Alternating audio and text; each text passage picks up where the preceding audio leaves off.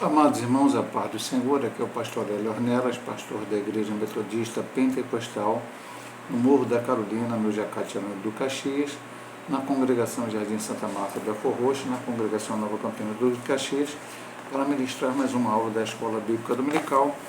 Nós estamos no primeiro trimestre do ano 2025, utilizamos as lições bíblicas classe adultos da CPAD, e o título do trimestre é Em Defesa da Fé Cristã, combatendo as antigas heresias que se apresentam com nova aparência. Hoje nós vamos estudar a lição de número 9, quem é o Espírito Santo. Da lição 3 à lição 6 foi a apologética cristológica. E agora nós vamos estudar sobre a apologética referente ao Espírito Santo. Texto áureo. Ora, este Senhor é o Espírito, e onde está o Espírito do Senhor, aí a liberdade. 2 Coríntios 3,17, na Nova Almeida Atualizada. Verdade prática. É necessário primeiro conhecer a verdadeira identidade do Espírito Santo, à luz da Bíblia, para então poder defender. Então guarde isso. Nós estamos falando de apologética, defesa da fé cristã, defesa das doutrinas ortodoxas. Então a gente primeiro tem que entender quem é o Espírito Santo, quem é a pessoa do Espírito Santo, para depois defendê-lo. E como sempre, nós vamos ver aqui durante a lição, que o autor ele vai trazer vários argumentos bíblicos. A leitura bíblica em classe se encontra em João, capítulo 14, os versículos 16, 17 e 26, e no capítulo 16, do 7 ao 14. Capítulo 14. Eu rogarei ao Pai, ele vos dará outro Consolador, para que fique convosco para sempre. O Espírito da verdade, o mundo não pode receber, porque não vê nem o conhece. Mas vós o conheceis, porque habita convosco e estará em vós. Mas aquele Consolador, o Espírito Santo, que o Pai enviará em meu nome, vos ensinará todas as coisas e vos fará lembrar de tudo quanto vos tenho dito. João 16. Todavia digo-vos a verdade, que vos convém que eu vá, porque se eu não for, o Consolador não virá a vós, mas se eu for, enviá-lo-ei. E quando ele vier, convencerá o mundo do pecado e da justiça e do juízo. Do pecado porque não crê em mim, da justiça porque vou para meu Pai e não me vereis mais, e do juízo porque já o príncipe deste mundo está julgado. Ainda tenho muito que vos dizer, mas vós não o podeis suportar agora. Mas quando vier aquele Espírito da verdade, ele vos guiará em toda a verdade, porque não falará de si mesmo, mas dirá tudo o que tiver ouvido e vos anunciará o que há de vir. E ele me glorificará, porque há de receber do que é meu, e vou-lo-á lhe anunciar. Então vamos aqui para a introdução. A identidade do Espírito Santo é revelada nas Escrituras desde o livro de Gênesis até o Apocalipse. É fato que a Igreja, desde os dias apostólicos, o reconhecia como Deus, igual ao Pai e ao Filho.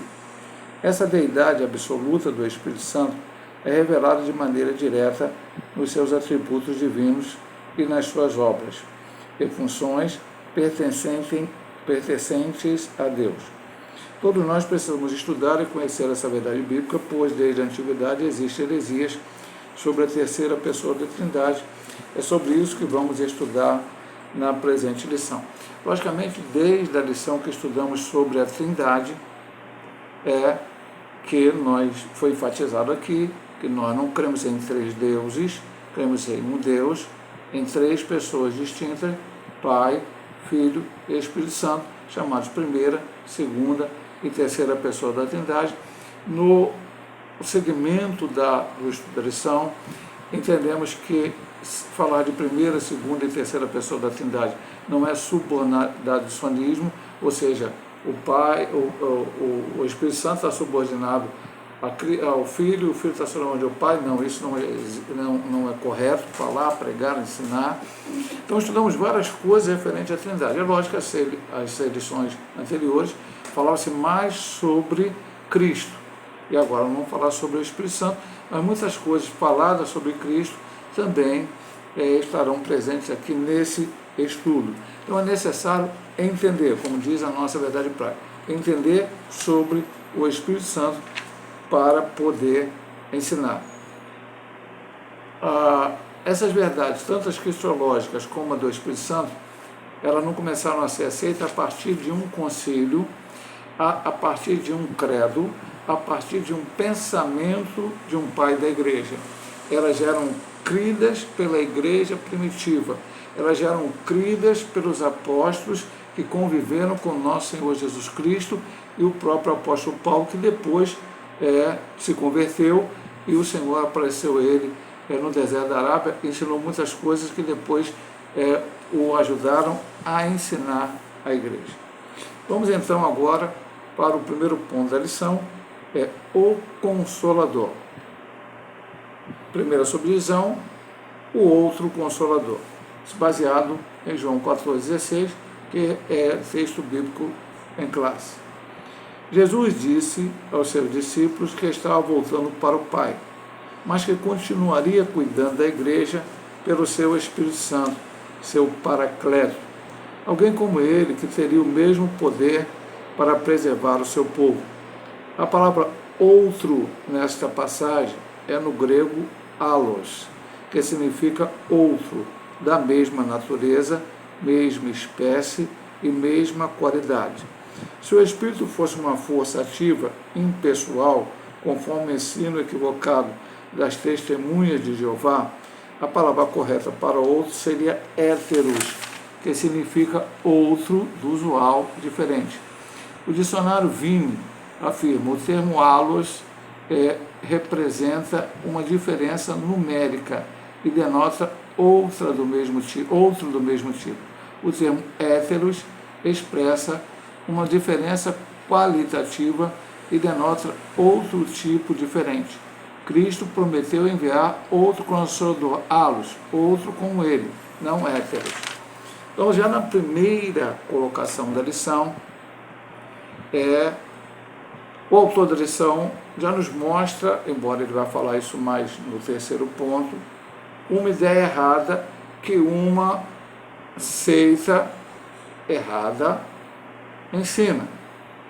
Nós já vimos aqui na cristologia muitos ensinamentos referentes a coisas erradas que as testemunhas de Jeová creem erradamente sobre Cristo. Mas agora nós vamos ver também o pensamento errado deles com o Espírito Santo. Para o testemunho de Jeová, na ideia de Aro, só existe um Deus. Como nós também cremos, mas nós cremos na Trindade, Pai, Filho e Espírito Santo, sendo três pessoas. Mas ali um só. Jesus é um Deus menor, não vamos entrar aqui no aspecto disso, porque hoje nós estamos falando sobre o Espírito Santo, e o Espírito Santo é uma força ativa. Depois o texto vai nos trazer vários textos bíblicos que nos provarão que o Espírito Santo não é uma força. Mas aqui, neste momento em que Cristo promete o envio do Espírito Santo, o qual aconteceu no dia de Pentecostes, o derramamento do poder sobre a igreja, e pensando um pouco mais além, e é bom frisar isto aqui, quando Jesus aparece aos seus discípulos, ele sopra sobre ele e diz: recebei o Espírito Santo. Nós sempre falamos e pregamos e ensinamos na igreja, como a própria Assembleia de Deus também ensina, as igrejas pentecostais, que todo o crente, quando aceita Jesus como Salvador, tem o Espírito Santo sobre ele. Ele entregou a sua vida a Jesus, tem o Espírito Santo. Pastor, mas ele ainda não passou pelas águas batismais. Ele tem o Espírito Santo, ele não recebe o Espírito Santo na hora que ele passa pelas águas batismais. Porque senão eu diria que o ladrão na cruz não teria recebido o Espírito Santo e ele o recebeu. Pastor, isso é batismo com o Espírito Santo, é vestimento de poder para pregar o Evangelho? Não. Depois de crer em Jesus, receber o Espírito Santo, esse é o penhor da nossa salvação. Quando Cristo vier para arrebatar a sua igreja, o que ele vai ver em nós? As obras, os dons espirituais? Não, é a presença do Espírito Santo em nós, nós seremos arrebatados. E precisamos receber, buscar o vestimento de poder. Então Jesus disse que deixarei outro Consolador, allos da mesma qualidade, mesma espécie, mesma essência. Se o Espírito Santo não fosse igual a Cristo, portanto Deus, porque já entendemos, acho que não há dúvida nenhuma, dentro das 6 lições que já estudamos, que nós cremos que Jesus Cristo é Deus também. E agora está falando do Espírito Santo. Áloas, da mesma espécie, também é Deus. Porque Jesus quisesse falar que enviaria uma força ativa, enfim, algo diferente, ele teria usado a palavra grega héteros, mas ele usou a palavra grega áloas para dizer que era da mesma substância. E nós vamos seguir aqui com alguns, tanto neste ponto 1 como no ponto 2, alguns textos bíblicos importantes, daqui a pouco nós vamos estar lendo. Aqui não lemos porque ele só baseou neste primeira subdivisão do ponto 1 em João 14,16, a qual já lemos na leitura bíblica em classe. Agora vamos para Paracleto, e aí é João 16,7. Todavia, digo a verdade, que vos convém que eu vá, porque eu não vou, se eu não for, o Consolador não virá a vós, mas se eu for enviar vou-lo-ei. O termo se refere ao Espírito Santo, mas os dicionários da língua portuguesa afirmam que se trata de uma pessoa que defende e protege alguém. O termo grego paracletos vem da proposição para, ao lado de próximo, e do verbo kaleo, chamar, convocar. De modo que essa palavra significa defensor, advogado, intercessor, auxiliador, ajudador. Paracleto, então, é o Consolador.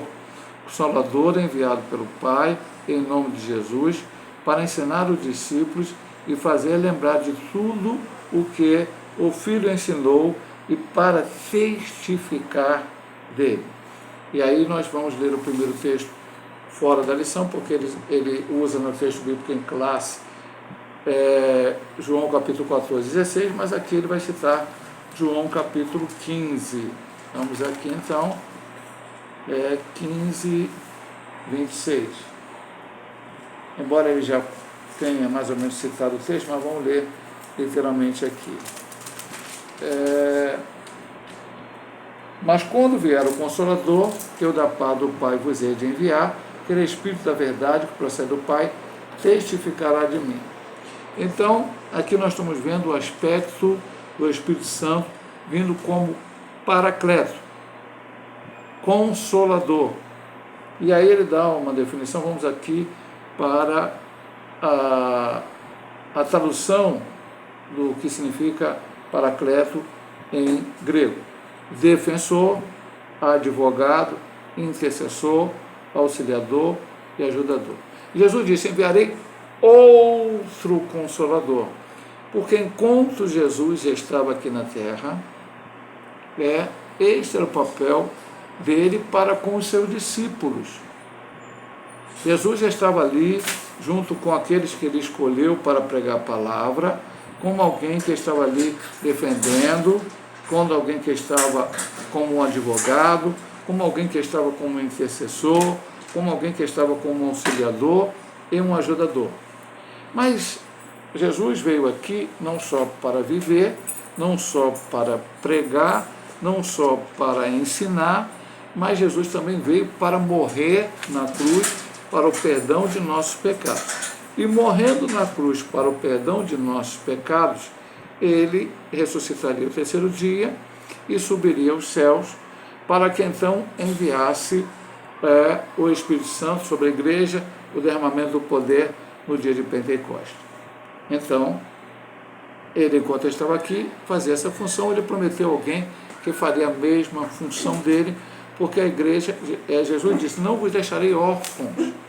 Então, foi muito difícil para aqueles discípulos que conviveram com Cristo agora não ter mais aqui. Tanto é, a prova cabal disso é que após a morte de Cristo, eles ficaram escondidos, os 12 se esconderam, até Tomé, os 11, né? Judas já tinha morrido, os 11 se esconderam.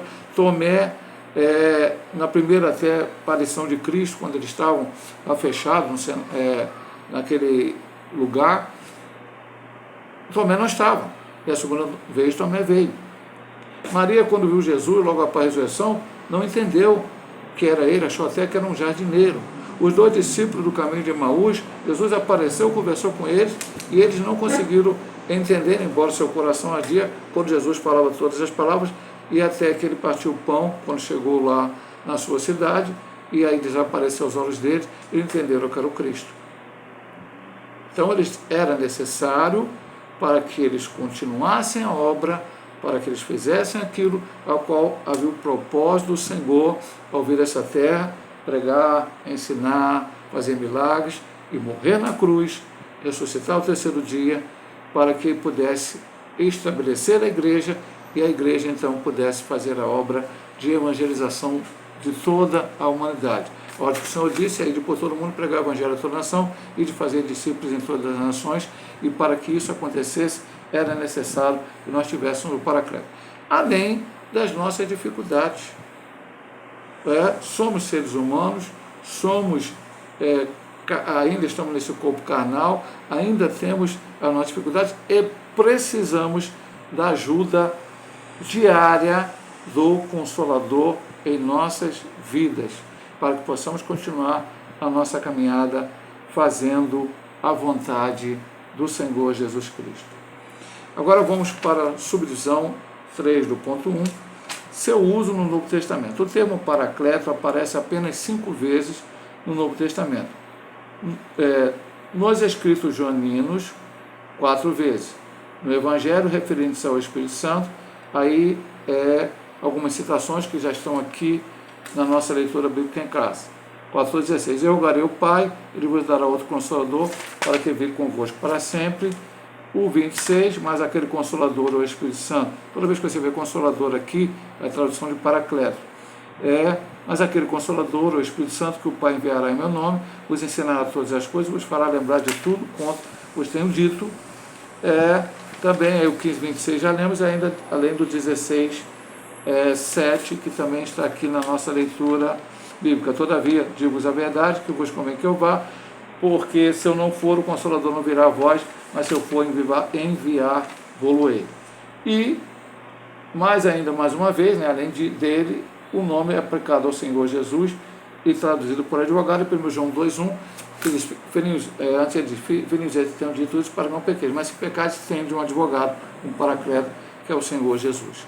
Ele está à direita de Deus Pai, intercedendo pela sua igreja. Então, está claro aqui o Paracleto, está claro aqui a presença do Espírito Santo como uma pessoa divina em cada um desses textos citados. E aí vem aqueles que não creem na Trindade. Aí confundem o Pai com o Filho com o Espírito Santo, o Espírito Santo com o Pai. Mas é claro, nós vamos voltar um pouco na cristologia. Batismo de Jesus. Jesus é batizado, estava aqui no mundo. O céu abre e o Pai fala, este é o meu Filho amado em quem me comprazo, e o Espírito Santo desce em forma corpórea de pomba. Na bênção apostólica, a graça de nosso Senhor Jesus Cristo, a comunhão de Deus Pai e a doce consolação do Espírito Santo. Na forma batismal,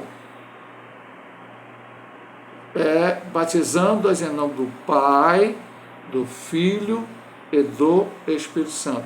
E poderíamos ainda, e foi citado na lição cristológica, uma das lições, quando Paulo fala sobre, eu vou até ler aqui de novo, nós lemos naquele dia, que está lá em 1 aos Coríntios, capítulo de número 12, quando Paulo vai ensinar a igreja em Corinto como deve ser utilizado, vamos colocar assim, a palavra talvez seja não nem correta, os dons espirituais.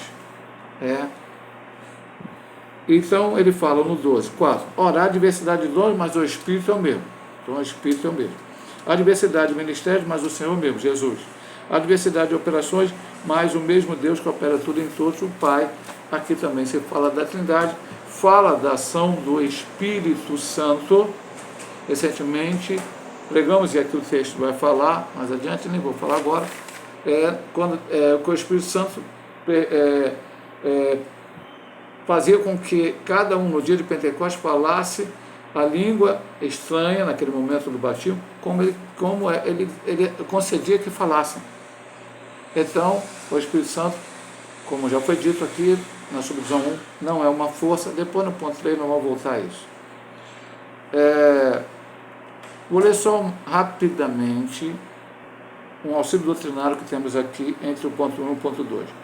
O Espírito Santo não é uma parte da divindade, mas sim Deus em toda a sua plenitude. Por isso, é mesmo criado a ciência e absolutamente autônomo. Então, o Espírito Santo não é um Deus menor, não é uma força ativa, ele é Deus também, assim como o Pai e como o Filho, é o que nós vamos ver agora. Sua deidade, atributos e obras. Então, essa subdivisão, o ponto 2 vai ter 3 subdivisões. A primeira, vamos ver a deidade do Espírito Santo, a segunda vamos ver os seus atributos e a terceira vamos ver as suas obras. E aqui provavelmente nós vamos ler vários textos. A divindade do Espírito Santo é revelada na Bíblia de maneira que os nomes Deus e Espírito Santo aparecem sempre de forma alternada, tanto no Antigo Testamento como no Novo. O Espírito Santo é Javé na vida de Sansão. O Espírito Senhor possantemente se apossou dele. Juízes 15, 14. No entanto, na sequência, lemos que depois de traído, Sansão não sabia que já o Senhor se tinha retirado dele. Não entendeu bem? A força de Sansão vinha dele? Não, ele tinha um voto de nazireado, que foi imposto para sua mãe e seu pai, e assim ele foi colocado. Deus levantou ele como juiz de Israel, e o Espírito Santo veio sobre ele. A Bíblia diz claramente isso. E aí ele fez várias atividades que está relatado no livro de Juízes.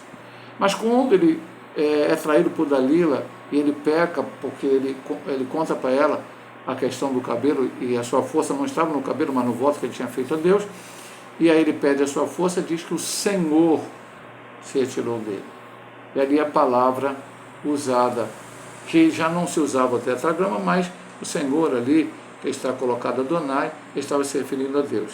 Então mostra claramente, já no Antigo Testamento, no texto de Sansão, existem outros também, que o Espírito Santo é Deus.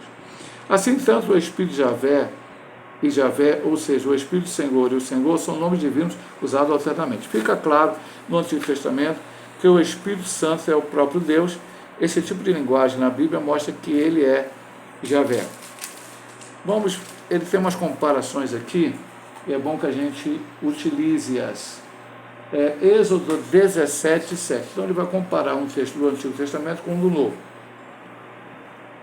E chamou o nome daquele lugar Massá e Meribá, por causa da contenda dos filhos de Israel, e porque tentaram ao Senhor, dizendo: está o Senhor no meio de nós ou não? E agora vamos citar o autor da carta aos Hebreus, no Novo Testamento, a Epístola aos Hebreus. Vamos aqui, rapidamente, capítulo 3, versos 7 ao 9. Portanto, como diz o Espírito Santo, se ouvides a sua voz, não endureçais o vosso coração, como na provocação no dia da tentação no deserto, onde vossos pais me tentaram, me provaram e viram por 40 anos as minhas obras.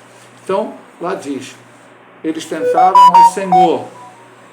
Aqui, nesse texto, diz, o Espírito Santo diz agora para a igreja, não faça igual naquele momento, que me tentaram. Então, é só uma questão de analogia, para você entender bem o texto. Deus de Israel, em 2 Samuel 23, 2 a 3. Essa forma de apresentação é frequente na Bíblia, Atos 5, 3 e 4. Eu não vou ler de novo, eu vou até apenas comentar, porque será citado aqui.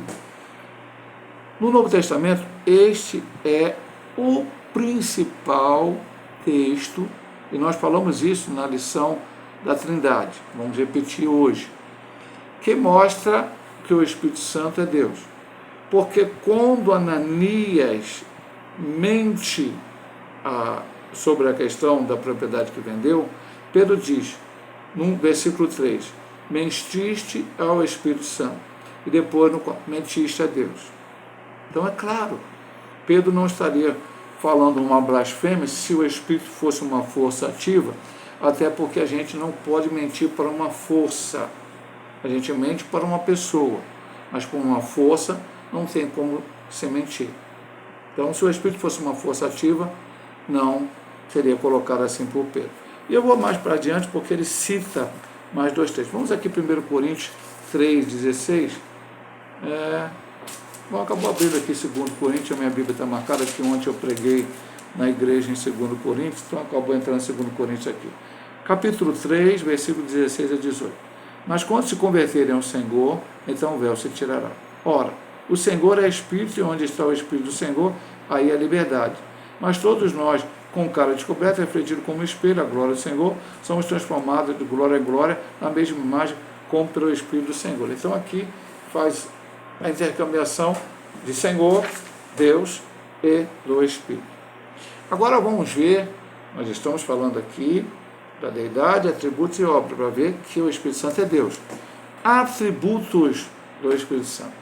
A divindade do Espírito Santo é revelada na Bíblia também nos seus atributos divinos, como acontece com o Senhor Jesus Cristo. Ele é onipotente. O Espírito Santo é onipotente, pastor? Eu sempre falo com vocês que a gente meio que brinca, né? Apenas a gente sabe, a gente crê. A pergunta é quase como se fosse uma ironia para aqueles que não creem. 15:19 de Romanos. Pelo poder dos sinais e prodígios, na virtude do Espírito de Deus, de maneira que desde Jerusalém, arredores até ali, tenho pregado o Evangelho de Jesus Cristo. Falamos sobre a onipotência do Espírito. As Escrituras Sagradas ensinam ser o Espírito Santo a fonte de poder e milagres. Vamos lá para o texto, logo depois do Pentecostes, falamos do Pentecostes, né? Da descida do Espírito, 2:4 de Atos. Diz, e todos foram cheios do Espírito Santo e começaram a falar em outras línguas, conforme o Espírito lhes concedia que falassem. Eu citei esse texto aqui, recentemente eu utilizei em uma oração, um trabalho de oração na igreja. A onipresença é outro atributo incomunicável de Deus, presente na terceira pessoa da Trindade, que mostra ser Ele onipresente. Vamos para o Salmo 139, um texto que nos fala sobre a onipresença de Deus de uma forma muito forte.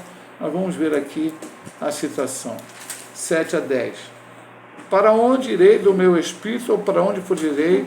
Aliás, para onde irei do teu espírito, ou para onde fugirei da tua face?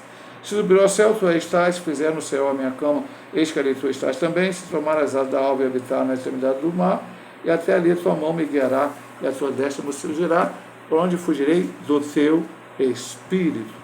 Ele conhece todas as coisas, até as profundezas de Deus.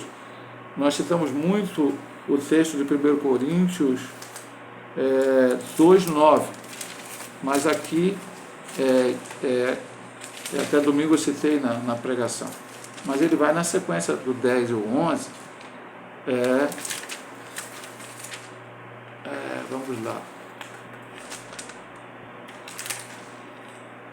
Alguém fala assim, poxa, pastor, por que o senhor não cita de cor? Eu prefiro ler literalmente, porque falando de cor a gente pode, em um outro versículo, pular uma parte e pode mudar o sentido. Mas Deus não revelou pelo seu Espírito, porque o Espírito penetra todas as coisas, ainda as profundezas de Deus, porque qual dos homens sabe as coisas do homem, senão o Espírito do homem que nele está? Assim também ninguém sabe as coisas de Deus, senão o Espírito de Deus. Conhece o coração dos seres humanos, Ezequiel 11:5, Atos 5:3-9, que é a questão da Ananias e Safira, Romanos 8:26 e 27. É conhecedor do futuro, o Espírito conhece o futuro. Vamos lá para os textos aqui. Vamos para Atos. Eu cito 3 textos, mas eu vou para Atos. Atos 20, versículo 23. senão que o Espírito Santo de cidade em cidade me revela, dizendo que me esperam prisões e tribulações. Paulo estava indo para Jerusalém e o Espírito Santo revelou a ele o que realmente, se você seguir a sequência do texto de Atos, vai ver que aconteceu exatamente prisões e tribulações na vida de Paulo. Isso por ser ele onisciente, possui atributo da eternidade, pois é chamado de Espírito Eterno, em Hebreus 9,14. Ele também disse, aqui no primeiro ponto, na introdução, o último Jeová, ele é uma força ativa. Vamos ver isso no ponto 3. Nós estamos indo para a Bíblia. Eu falei, meu irmão, daqui a pouco a gente vai citar a Bíblia. E preste bem atenção, quero chamar a atenção para o irmão, para aquele que for ver esse vídeo.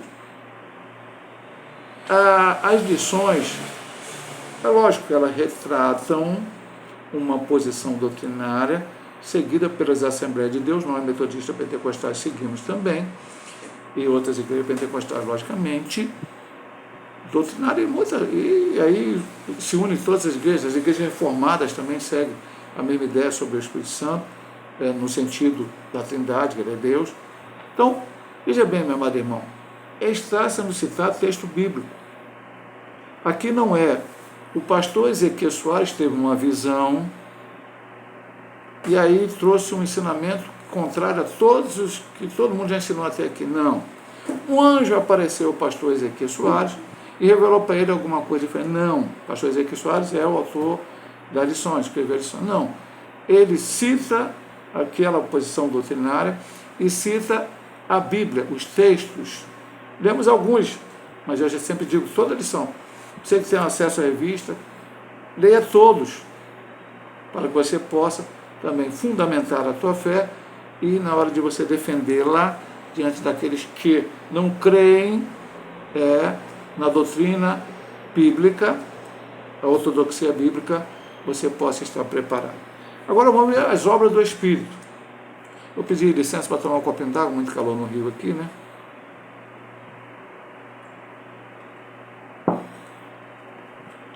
Então vamos lá. São inúmeras as obras de Deus efetuadas pelo Espírito Santo. Ele gerou Jesus Cristo. Então, humanamente, quem gerou o corpo de Cristo no meio de Maria foi o Espírito Santo. Lucas 1,35, não precisa nem ler. Ele dá a vida eterna. Vamos ler aqui, rapidamente. Perdão. Gálatas 6,8.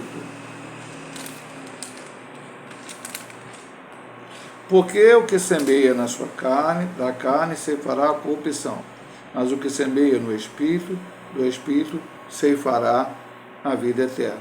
Então, do Espírito ceifará a vida eterna. Que o seu povo, aí ele cita Salmo 143,10, Isaías, tal, vários textos. É o Senhor da igreja. Atos 20 e 28. Isso aqui as seitas às vezes pegam para denegrir, mas olha bem. Olhai, pois, por vós e por todo o rebanho, sobre o que o Espírito Santo os constituiu bispos, para apacentar a igreja de Deus, que ele resgatou com o seu próprio sangue. Um herege, aí, eu vou dizer o nome porque a gente já estudou aqui, Voz da Verdade, num debate recentemente, com o pastor Juliano Fraga das Assembleias de Deus, falou que quem morreu na cruz foi o Espírito Santo, baseado nesse texto. Mas, irmão, vamos voltar até aquela coisa de outra. Não adianta eu criar uma doutrina, pegar um versículo e... Olha só, esse versículo aqui apoia minha doutrina. Nós temos que pegar a Bíblia e se explica por si mesmo. Então aqui deixa claro. Ele é o Senhor da igreja. O Espírito habita nos crentes. Aí vendo o Jeová, como é que uma pessoa mora em outra pessoa. Mas, irmão, é somente pela fé que você crê. É o autor do nascimento. Jesus disse que é o Espírito, lá para Nicodemos, que vai fazer a alma da pessoa, até porque ele convence do pecado, da justiça e do juízo. Ele é da vida, ele é o distribuidor dos dons espirituais, eu já li o texto aqui, lá na frente. Essas obras são exclusivas de Deus, realizadas pelo Pai, Filho e o Espírito Santo. essas obras divinas evidenciam que o Espírito Santo é Deus igual ao Pai. É essa a ideia que tem que ser entendida e estudada. Então, eu vou só retornar aqui para entender. Sua deidade. A Bíblia mostra, aí o texto, como falamos, o texto principal está lá em Atos, capítulo 5, 3 e 4, mas é outro texto, falou da questão lá de Sansão e alguns outros textos paralelos da tentação no deserto, do povo tentando ser no deserto lá em Massá e Meribá, e o autor da Carta dos Hebreus explicando. Ele é Deus. Seus atributos. Os atributos aqui, onipresença, onipotência, eternidade, são atributos que só Deus tem. E as suas obras. Só Deus pode fazer as obras que a Bíblia relata que o Espírito Santo de Deus fez, portanto ele é Deus. Ele não nunca será uma força ou outra qualquer coisa que nós vamos agora ver que as falsas religiões, as seitas heréticas tentam dizer que o Espírito Santo é. Então vamos ver aqui, embora eu não ficarei muito preocupado com essa primeira subdivisão. Heresias antigas e novas. As primeiras heresias. Não havia consenso sobre o Espírito Santo no Oriente nas primeiras décadas depois do Concílio de Nicéia. Havia diversas interpretações. Então, no Concílio de Nicéia, aquele primeiro que foi feito por Cardeário, eles ficaram estudando a pessoa de Cristo. E aí depois houve situações. E agora, e o Espírito Santo? Não, isso a gente não estudou ainda. Então vamos ver aqui. Os arianistas. Aro considerava também o Espírito Santo como criatura, embora esse tema estivesse fora da discussão na época, pois o foco do debate estava no Filho. Eunômio, um dos arianistas mais radicais, considerava o Espírito Santo como a mais nobre das criaturas produzidas pelo Filho a pedido do Pai. Dizia que o Filho é o Criador do Espírito. Heresia. Aqui fala, aí não podemos voltar no ponto anterior, Espírito eterno. Quem é eterno não foi criado. Deus é eterno. Deus não tem princípio nem fim. Pastor, não consigo entender, a minha mente não entra. Lógico, meu amado irmão, você está num corpo carnal, numa mente carnal, e fica difícil entender. Somente Deus agindo na nossa vida, colocando fé, porque a primeira coisa que a gente crê é na palavra. É a Bíblia. Então, já foi citado 200 textos bíblicos, então fica com a palavra. Nós, como somos, temos um início e um fim, e aqui estou falando desse corpo carnal, que depois o homem vai continuar eternamente, ou com Deus em descanso, ou no inferno em sofrimento. Mas Deus não tem princípio nem fim. Então, é claro que o Espírito é eterno. Os arianistas estavam errados contra o Filho e estavam errados contra o Espírito Santo. Agora vamos ver os tropicianos. Alguém fala assim, pastor, nunca ouvi este nome. Eu vou ser franco para o irmão, também nunca tinha ouvido falar. E eu também, o outro, pneumatomasiano, também nunca tinha ouvido falar. É a primeira vez. Estudamos um pouco, mas como eu quero dizer para os irmãos aqui, eu disse, eu vou ler, vou explicar um pouco, mas não vou ficar muito atento a isso. Eu vou mais para as heresias da atualidade, porque nenhum tropiciano vai aparecer. Eu sou um tropiciano batendo na porta da tua casa, mas outros grupos vão aparecer. Era de uma seita do Egito, cujo nome vem de tropos, figura. Atanásio assim o denominou por causa da exegese figurada deles. Diziam ser o Espírito Santo um anjo e uma criatura. Já vimos que não é criatura, na ideia ariana, e um anjo muito menos. Os anjos foram criados, mas o Espírito Santo é eterno. Pneumatomasianos. Surgiram depois dos tropicianos. O termo pneumatomacoi vem de pneuma, espírito, e macomai, falar mal contra. Eram os opositores do Espírito. Eustáquio de Sebastião, vivendo 380, foi o principal defensor dessa heresia. O movimento negava a divindade do Espírito Santo. Isso nem os unicistas negam. O unicista crê que o Pai é Deus, o Filho é Deus, o Espírito Santo é Deus, mas em uma só pessoa, e que se manifestam de maneiras... uma hora é o Pai que está manifestando, outra é o Filho. Não creem como nós cremos em três pessoas. É heresia também. Mas aqui não creem que nem que o Espírito Santo é Deus. É inimigos do Espírito Santo. Isso é triste, mas já existiu isso. E talvez hoje, com certeza, ainda existe alguém com esse tipo de pensamento. Agora vamos lá ver as heresias na atualidade. Quem hoje crê diferente da ortodoxia bíblica. O grupo religioso das Testemunhas de Jeová é seguidor da antiga linha teológica dos arianistas. Seus líderes negam a divindade e a personalidade do Espírito Santo em sua literatura. Grafam seu nome com letras minúsculas. Por exemplo, a tradução do Novo Mundo, TNM, substitui o Espírito de Deus por força ativa de Deus em Gênesis 1:2. E usa a expressão, e todos ficaram cheios do Espírito Santo, em letra minúscula, Atos 2:4. A gente tem que falar aqui em letra minúscula, porque eu estou lendo e o irmão não está vendo o que eu estou lendo. A expressão hebraica, Ruach Elohim, Espírito de Deus, aparece 11 vezes no Antigo Testamento e somente nessa passagem é traduzida na TNM por força ativa de Deus. Já dissemos que a tradução Novo Mundo das Testemunhas de Jeová é uma tradução interpolada. Russell, o fundador das Testemunhas de Jeová, usava a Bíblia normal como as outras igrejas evangélicas usavam.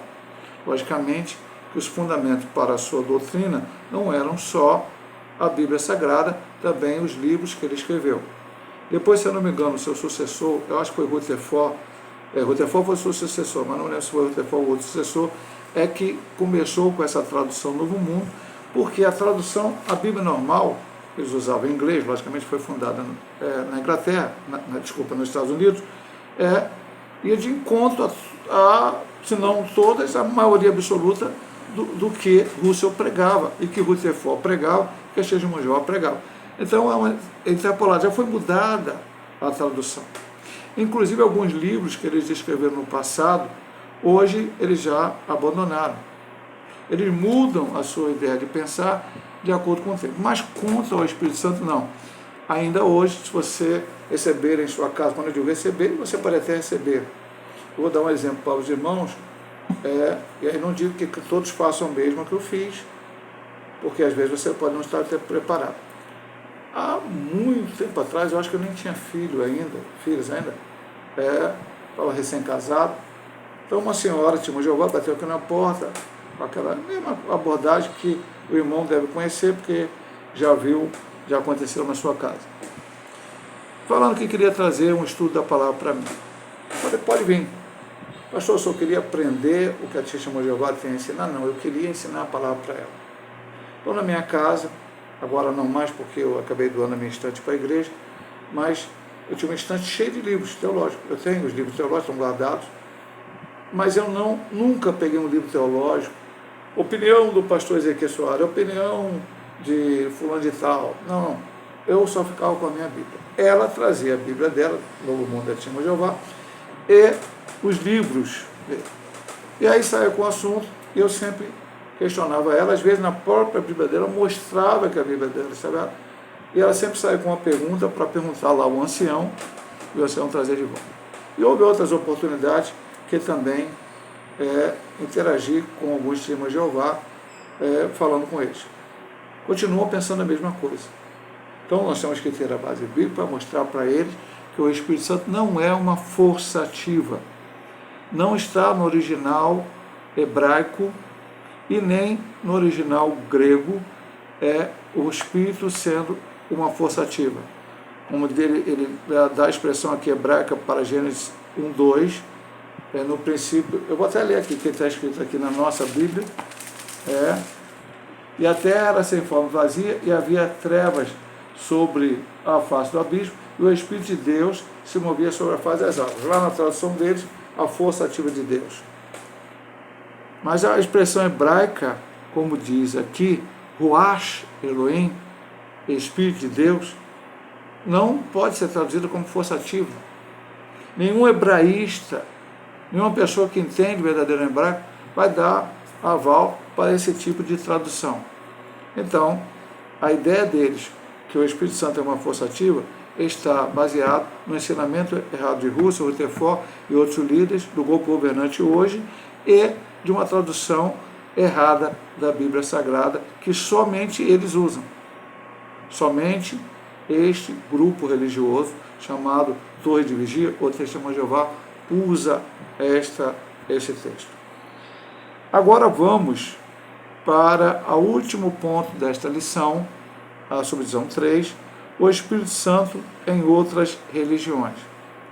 Em algumas religiões no Oriente, a noção sobre o Espírito Santo é confusa, mas se aproxima do pensamento antigo desses heresiarcas, de modo que nada há de novo debaixo do sol, e tenho que relembrar aos irmãos o título do trimestre: Combatendo as antigas heresias que se apresentam com nova aparência.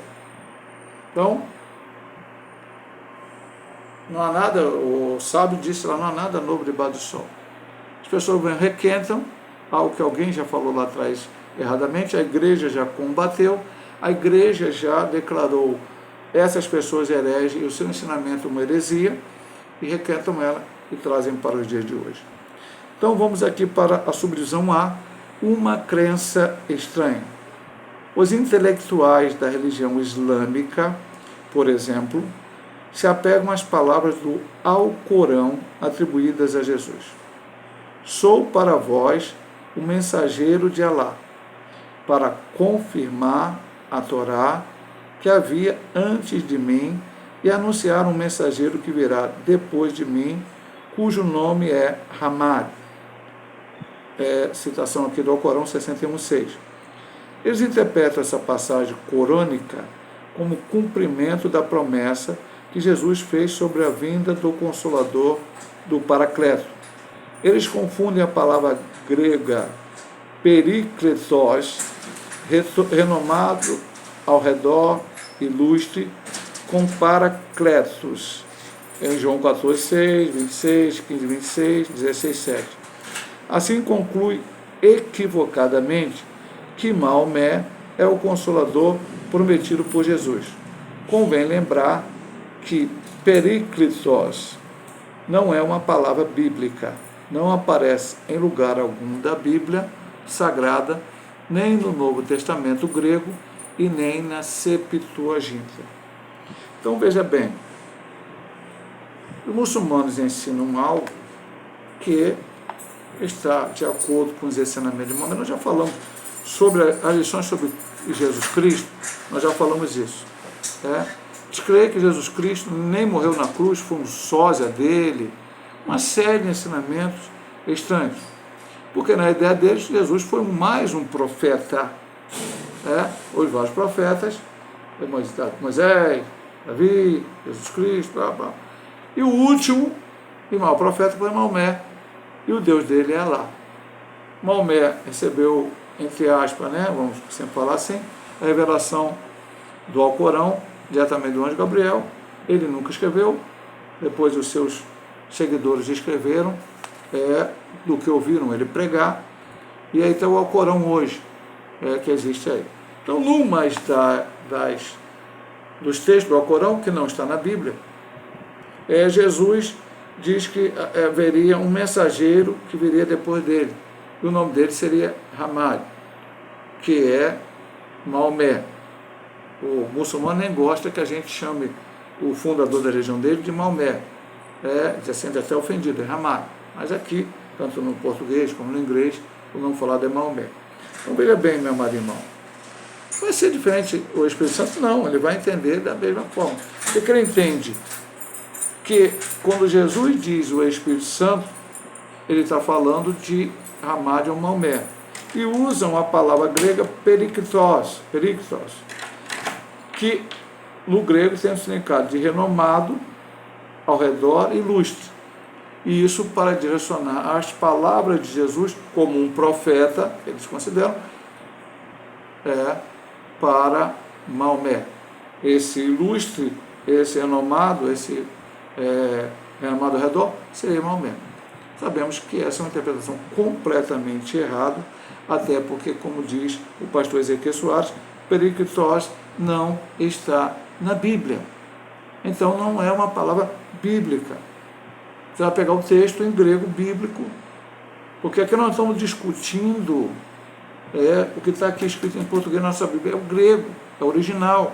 Nós não temos o original, mas temos as cópias, manuscrito, e foi testificado. A Bíblia é o livro que tem mais cópias, muito mais cópias de qualquer outro livro que foi escrito em toda a face da terra. Então, lá está escrito claramente Paracletos, não Períclitos.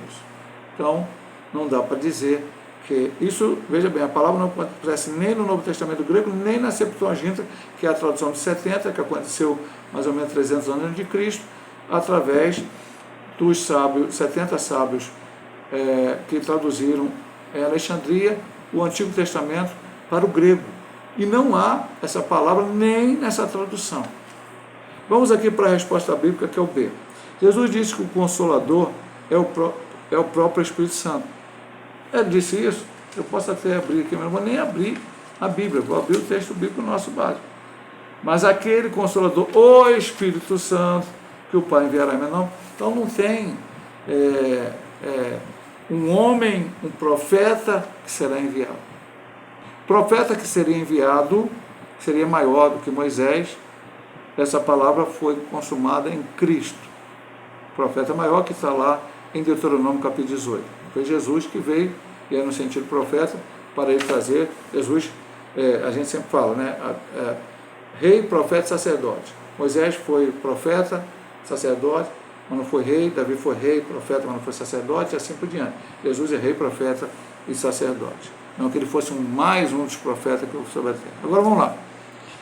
A promessa do Senhor é para que fique convosco para sempre. Então, está aqui em 14,16. Maomé ficou conosco para sempre, né? Entre aspas.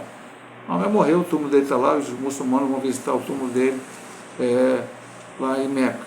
Trata-se de um ser que não morre, mas sim que vive para sempre pelo século dos séculos. Jesus disse também que o Consolador habita convosco e estará em vós. E que quando vier o Consolador, que eu da parte do Pai vos hei de enviar, aquele Espírito da verdade, que procede do Pai, testificará de mim. Assim o Espírito Santo testifica de mim testifica de Cristo, o nosso Senhor. Tem dúvida, meu amado irmão, que o Espírito Santo não é isso que está dito aqui. Vou dar só um bônusinho. Em São Paulo, lá na década de 70, existiu uma igreja, ou existe ainda uma igreja chamada Igreja Apostólica da Vó Rosa. A Vó Rosa era uma crente fiel, que serviu o Senhor ali e tal, mas também parece que deu umas falsas profecias e ela morreu. Então aquela igreja crê e prega, não é muito famosa, você também nunca tem ouvido falar disso, que o Espírito Santo é o Espírito dos crentes que morreram, fiéis ao Senhor, que vem agora falar, ensinar a igreja. Não, isso é espiritismo, não é nada a ver com a palavra. E assim, certamente não só os testemunhos de Jeová, como os muçulmanos ou qualquer outra seita vai ter uma ideia errada sobre o Espírito Santo, porque eles não creem na palavra de Deus. Então vamos para a conclusão. Vimos que a deidade e a personalidade do Espírito Santo estão presentes em toda a Bíblia de maneira abundante e tem sido crença da igreja desde o princípio. Por isso a relevância da defesa dessa doutrina. Volto a dizer para os irmãos, não a doutrina da Trindade, a crença que o Espírito Santo é Deus, não está baseada em um ensinamento católico, apostólico, romano, não está ensinada baseada no ensinamento da patrística dos pais da igreja, não está baseada em ensino que foi feito em concílios e nem em credos apostólicos. A igreja primitiva cria assim, e nós vimos aqui vários textos bíblicos da palavra inspirada por Deus, porque queremos na palavra. Então está aqui vários textos, onde está claro a deidade, os atributos, as obras do Espírito Santo e que Ele é Deus. Então, vocês creem no ensinamento da Igreja Católica? Não cremos nada disso. Nós cremos na palavra de Deus. O concílio chegou à conclusão, a uma conclusão X, porque houve um herege que pregou alguma coisa errada e foram combater isso. E aí fizeram um credo. Mas a igreja é criante. A igreja não passou a crer a partir daquele momento. O Consolador é enviado pelo Pai em nome de Jesus, para ensinar os discípulos a fazer, lembrar de tudo, o que o Filho ensinou e para testificar dele. Não é possível uma força ativa impessoal ser enviada em nome de alguém tendo tais atributos. Jesus não é uma força ativa. Acho que nem preciso falar isso. Eu acho que um crente remido e lavado no sangue do Cordeiro, que crê na palavra, que lê a palavra, que ora antes de ler a palavra, que não apenas que estuda a palavra, vai crer que o Espírito Santo é uma força ativa, de forma alguma. Só as seitas e as heresias, porque desapegaram deste livro, se apegaram àquilo que interessa a eles. Mas que Deus possa abençoar nossas amadas irmãs através desse estudo, e vamos, a partir, semana que vem, se Deus assim nos permitir, estudar o pecado corrompeu a natureza humana. E Deus nos abençoe, em nome de nosso Senhor e Salvador, Jesus Cristo.